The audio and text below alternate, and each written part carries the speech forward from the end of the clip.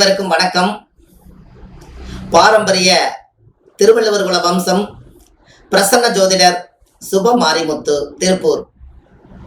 இப்பொழுது ஆண்டாள் கடவுளை எப்பொழுது வணங்க வேண்டும், எப்ப வணங்கினால் என்ன பலன்கள் கிடைக்கும், யாருக்கு அதிகமான சக்திகள் இருக்கிறது என்று பார்ப்போம்.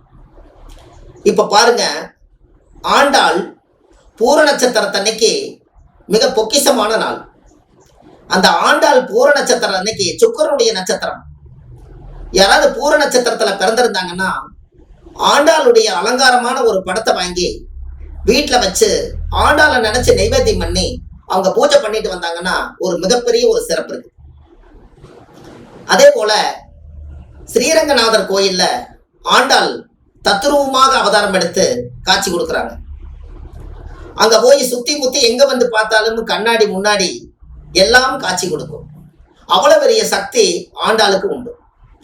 உலகத்திலேயே 27 நட்சத்திரத்துல பூர நட்சத்திரம் தான் ஆதி பராசக்தி பிறந்த நட்சத்திரம். அந்த ஆதி பராசக்தி பிறந்த நட்சத்திரம் பூர நட்சத்திரமே.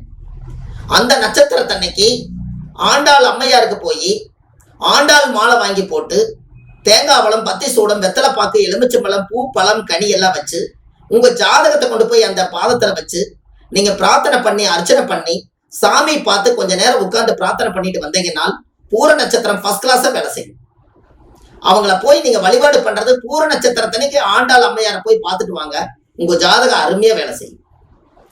அதே மாதிரி ஆண்டாள் அம்மையாரை பார்த்துட்டு வந்துட்டு வெளியில வந்து கல்கண்டு தானமா கொடுங்க. சுக்கிரனுடைய ஆதிக்கமே உங்க ஜாதகத்துக்கு ஏதாவது நீச நிலையில் இருந்தாலோ இல்ல ஏதாவது பகைப்பட்டு இருந்தாலோ, சுக்கிரன் பாவிகளோடு போய் சேர்ந்து சுக்கிரன் வேலை செய்யாம இருந்தாலோ கல்கண்டு வாங்கி தானம் கொடுத்துட்டு வாங்க, உங்களுக்கு அருமையா வேலை செய்யும். ஒரு வெள்ளை வஸ்திர துணி வாங்கி தானம் கொடுங்க, உங்களுக்கு ஃபர்ஸ்ட் கிளாஸா வேலை செய்யும்.